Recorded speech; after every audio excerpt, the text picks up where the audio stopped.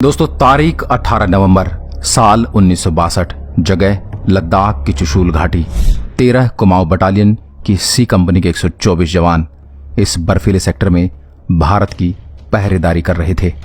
Indian army के इन नए रंगरूटों को लद्दाख की हड्डियां फाड़ देने वाली ठंड का अनुभव नहीं था, लेकिन मुल्क को इनके कंधों पर बहुत भरोसा था। इन 124 जवानों को लीड कर रहा था जोधपुर का 38 साल का एक सलोना सा शख्स, जिसका नाम उसके चेहरे से बिल्कुल मेल नहीं खाता था।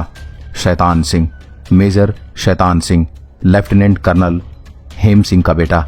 1 दिसंबर 1924 को पैदा हुआ लड़का, जिसने 18 नवंबर 1962 को चीनी सैनिकों की लाशों पर तांडव किया। भारत चीन युद्ध शुरू हुए 1 महीना हो चुका था। सैनिकों को यह समझते जरा भी देर नहीं लगी कि अब उनका कलेजा बटोरकर टूट पड़ने का वक्त आ गया है। मेजर शैतान सिंह ने गोली चलाने का आदेश दे दिया। जहां कुछ देर पहले बुद्ध की मुस्कान सी शांति छाई हुई थी, अचानक पूरा इलाका गोलियों बमों की आवाज से गूंज उठा।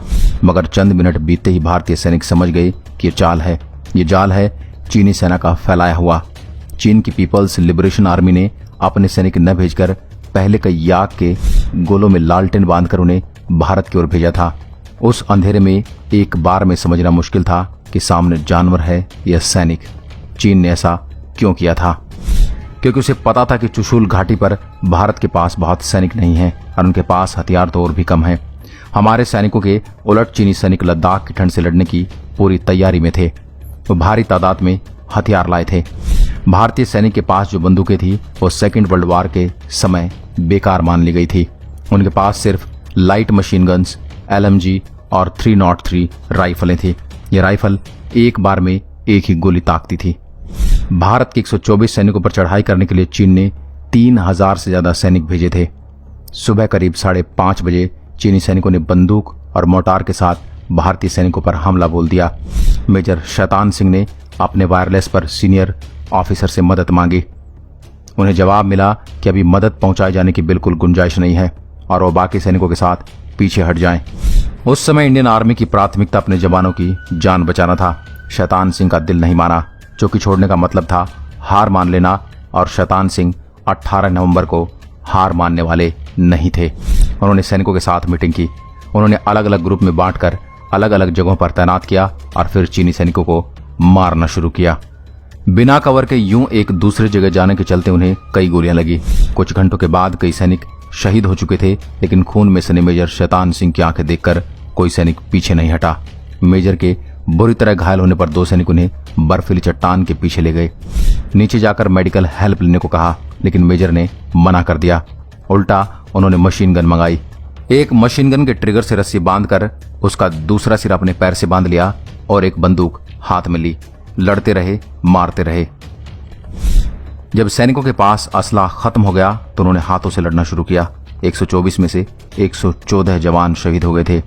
उस दिन 5 युद्धबंदी बना लिए गए थे, जिसमें से एक की हिरासत में मौत हो गई थी, लेकिन हर कोई आखिरी दम तक लड़ा। नतीजा, रेजांग पास में चीन के 1300 से 1400 सैनिक मारे गए। मेजर शैतान सिंह और उनके जवानों ने ऐसी दिलेरी दिखाई कि 3 दिन बाद 21 नवंबर 1962 को सीज फायर का ऐलान कर दिया गया। बाद में पता चला कि रेजांग पास में है। चीन को सबसे ज्यादा नुकसान हुआ था।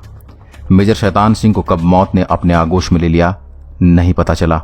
3 से 4 महीने के बाद जब बर्फ पिघली और इंडियन आर्मी ने अपने सैनिकों के शव खोजने शुरू किए तो मेजर शैतान सिंह उसी चट्टान के पीछे मिले जमे हुए थे। उनके हाथ से मशीन गन की पकड़ ढीली नहीं हुई थी और दूसरी मशीन गन की रस्सी पैर में अब तक बंधी हुई थी। शहीद हुए 114 जवानों के शव भी वहीं मिले, टूटी हुई बंदूकों के साथ, लेकिन कोई भी अपनी पोस्ट छोड़कर भागा नहीं था। ये वो सैनिक थे जिन्होंने एक भी चीनी को घुसने नहीं दिया था। मेजर शैतान सिंह के पार्थिव शरीर का उनके होम टाउन जोधपुर में राजकीय सम्मान के साथ अंतिम संस्कार किया गया। बाद में उन्हें परमवीर चक्र से सम्मानित किया गया।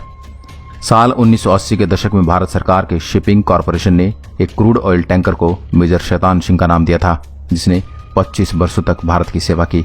यह कहानी 1962 में रेजांग ला पर हुई घटना की, जिसने देश के 124 जवानों को अमर बना दिया। आज के लिए बस इतना ही। अगर वीडियो पसंद आए तो लाइक करिएगा और ऐसे वीडियो देखने के लिए हमारे पेज को फॉलो जरूर करें। जय हिंद।